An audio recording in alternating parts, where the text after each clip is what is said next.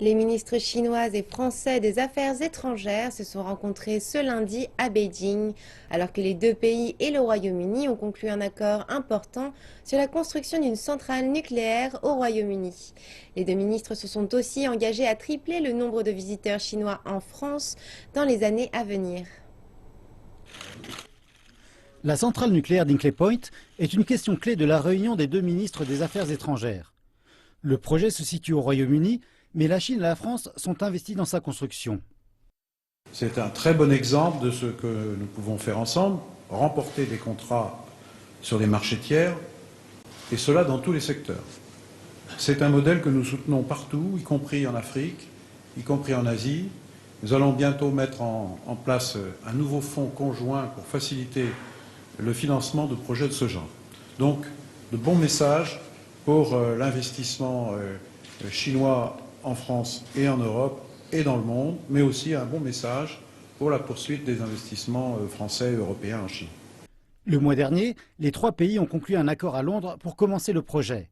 Au cours des 3 dernières décennies, le Royaume-Uni n'a pas construit une seule centrale nucléaire.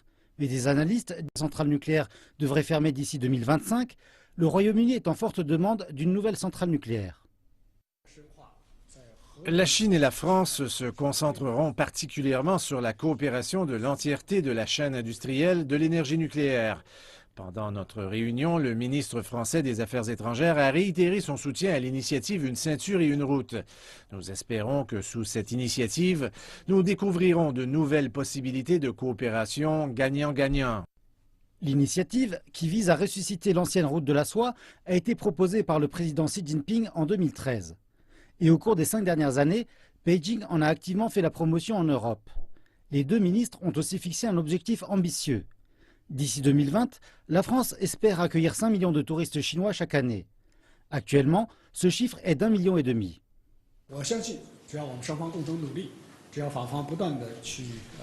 Je pense qu'aussi longtemps que nous travaillons ensemble à cet objectif et aussi longtemps que la France offre des conditions convenables pour les demandes de visa et les services douaniers, cet objectif sera atteint d'ici 2020.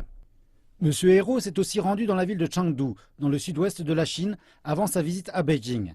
Il y a rencontré des dizaines de représentants d'entreprises chinoises et françaises qui coopèrent dans des projets de développement durable. Il a déclaré qu'ils sont importants pour la mise en place de l'accord historique de Paris sur le changement climatique. C'est la deuxième visite du ministre français des Affaires étrangères en Chine et la 5e réunion avec son homologue chinois en moins d'1 an.